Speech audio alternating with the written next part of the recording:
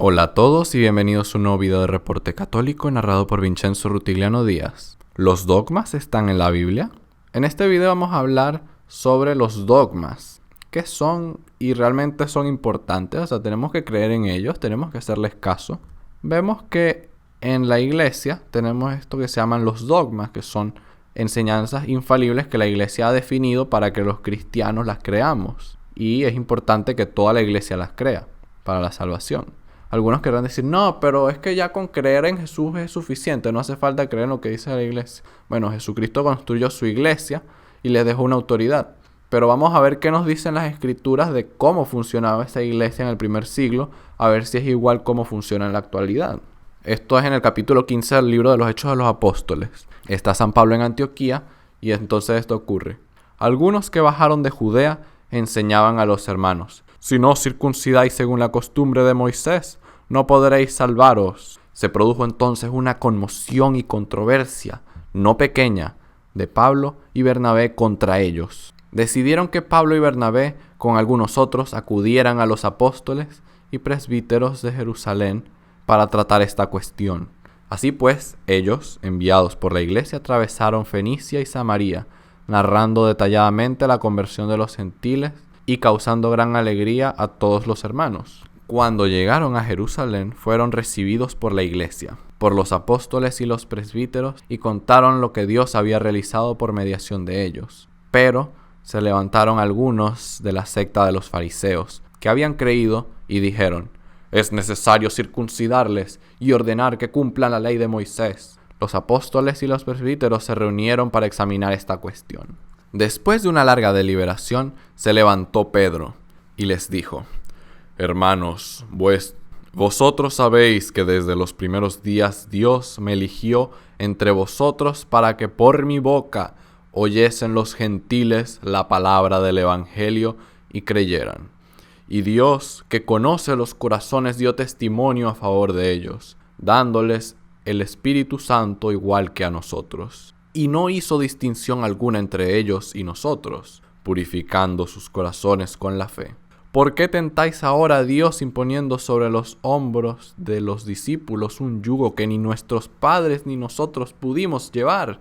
Nosotros, por el contrario, creemos que somos salvados por la gracia del Señor Jesús, de la misma manera que ellos. Toda la multitud hizo silencio, y escucharon a Bernabé y a Pablo contar los milagros y prodigios que había obrado Dios por medio de ellos entre los gentiles. Cuando terminaron de hablar, Santiago contestó: hermanos, oídme. Simón ha contado cómo desde el principio Dios se dignó elegir entre los gentiles un pueblo para su nombre. Con esto concuerdan las palabras de los profetas, según está escrito: después de esto volveré y reedificadme la tienda caída de David.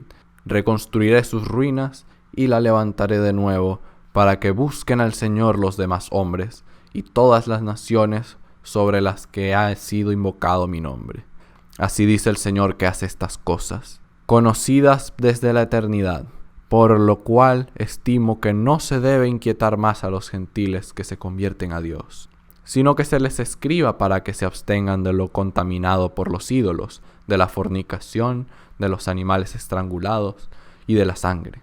Porque desde generaciones antiguas Moisés tiene en cada ciudad quienes le predican en las sinagogas cuando le leen todos los sábados. Entonces les pareció bien a los apóstoles y a los presbíteros y a toda la iglesia enviar a Antioquía con Pablo y Bernabé a algunos varones elegidos de entre ellos, a Judas llamado Barsabás y a Silas, destacados entre los hermanos. Con ellos les enviaron este escrito: los apóstoles y presbíteros hermanos, a los hermanos de la gentilidad que viven en Antioquía, Siria y Sicilia, saludos.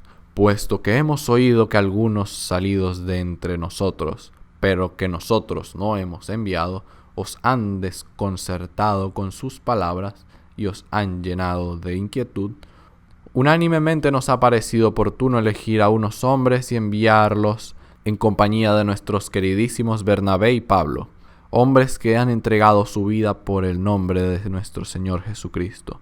Enviamos por tanto a Judas y Silas, que os comunicarán de palabra estas cosas, porque hemos decidido el Espíritu Santo y nosotros no imponeros más cargas que las necesarias, abstenerse de lo sacrificado a los ídolos, de la sangre, de los animales estrangulados y de la fornicación. Obraréis bien al guardaros de estas cosas, que tengáis salud. Ellos, después de despedirse, bajaron a Antioquía, reuniendo a la muchedumbre, y entregaron la carta. Al leerla, se llenaron de alegría por estas palabras de consuelo. Entonces, viendo esta historia, ¿qué podemos aprender? ¿Qué pasa cuando hay una controversia en la iglesia? Bueno, primero, Pablo decide, esto es mucho más de lo que yo puedo hacer, vamos a consultar. ¿A quién van a consultar? Esto no es un problema que sale en la Biblia, porque la Biblia, hasta ese momento, nada más estaba el Antiguo Testamento. Y el Antiguo Testamento dice que hay que circuncidarse. ¿Qué va a hacer Pablo? ¿Va a ir a hacer lo que le dé la gana según lo que dice la Biblia? ¿O va a ir a preguntarle a la iglesia? Fueron a la iglesia en Jerusalén. Y cuando llegaron a Jerusalén fueron recibidos por la iglesia. Entonces ahí los apóstoles y los presbíteros, es decir, los obispos y los sacerdotes, se reúnen a hacerse esa pregunta. Y entonces, después de una larga deliberación, es decir, después de toda la discusión, se levantó Pedro y les dijo: hermanos, vosotros sabéis que desde los primeros días Dios me eligió entre vosotros para que por mi boca oyesen los gentiles la palabra del evangelio y creyeran. Es decir, Pedro fue el que fue elegido para tener esta potestad. Es decir, Pedro es un apóstol importante. Él es de hecho el más importante, porque en Mateo 16:18 Jesucristo lo hizo el príncipe de los apóstoles, el que tiene las llaves. Y vemos al final en el versículo 12, cuando Pedro termina de hablar, toda la multitud hizo silencio. Es decir, cuando Pedro habla, todos se callan. Toda la multitud hizo silencio. Entonces vemos pues que Pedro tiene esta autoridad preeminente y él es el que hace esta decisión de que en la iglesia no hay que requerir ninguna de estas cosas. Él es el que decreta ese dogma. Y después Santiago les dice, bueno, escribamos un decreto, hay que escribirlo. Entonces Santiago es el que hace esa carta de exhortación y la escribe, ya que él es el obispo de Jerusalén. Él es el que está encargado de la iglesia en Jerusalén, ya que Pedro es el obispo de Roma, y entonces el que está encargado de los gentiles, junto con Pablo, que más adelante también va a ir a Roma. Pero ahora, ¿dónde están los dogmas, Vincenzo? ¿Dónde están los dogmas en la Biblia? La palabra dogma, que significa decreto, que viene de dogmata en griego, si encontramos esta palabra en la Biblia, refiriéndose a las declaraciones que hace la iglesia, significa que sí vienen de la Biblia. Vamos a buscarla.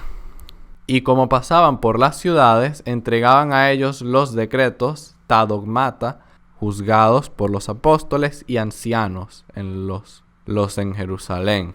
En la Reina Valera lo pone como las ordenanzas, esos decretos, esos dogmas, ta dogmata, que los apóstoles dejaron en Jerusalén. ¿Para qué? Para que todas las iglesias los guardasen. Para que los guardasen. Es decir, después de este concilio, Pablo va en su segundo viaje misionero, va por toda Grecia y por toda Asia Menor para decirle a todas las iglesias, miren el nuevo dogma que tiene la iglesia. El dogma de que no nos salvamos por la circuncisión, sino por la fe. Entonces vemos que la iglesia, fundada por Jesucristo con sus apóstoles, que ha estado en continuidad por los últimos 2000 años, tiene este mecanismo de los concilios y de la autoridad del obispo de Roma, del sucesor de San Pedro, para poder definir estas preguntas difíciles que tiene la iglesia a través de los siglos. Porque Jesucristo dijo, las puertas del infierno no prevalecerán contra ella. Entonces vemos que en el año 50 el primer concilio es la circuncisión no requerida para la salvación. Después el primer concilio de Nicea es el que define la consubstancialidad de Jesucristo con el Padre, que Jesucristo es la misma naturaleza que el del Padre. Y eso era una pregunta muy importante en esa época. Si no hubiera sido por la iglesia, todo el mundo hubiera creído lo que le daba la gana y no existiría ya el cristianismo, quién sabe. Pero como Jesucristo no miente, las puertas del infierno nunca van a triunfar contra la iglesia. Estamos hasta el día de hoy con el último concilio que hizo la iglesia en los años 60. Todas estas respuestas que se han dado para mantener la doctrina de los apóstoles, la enseñanza que los apóstoles recibieron. Entonces, hermanos, recordemos que por eso es importante la sucesión de los apóstoles, que tener una iglesia que venga desde el siglo I, desde Jesucristo, no una iglesia de hace 500 años o de hace 300 años, o una iglesia empezada hace 40 años. Esas iglesias son temporales y se van a acabar, se van a dividir pero la iglesia que Jesús fundó, no. Así que muchas gracias por ver este video. No se olviden de darle like y compartirlo con sus amigos y con cualquier persona que los pueda necesitar. Y como siempre, que Dios los bendiga.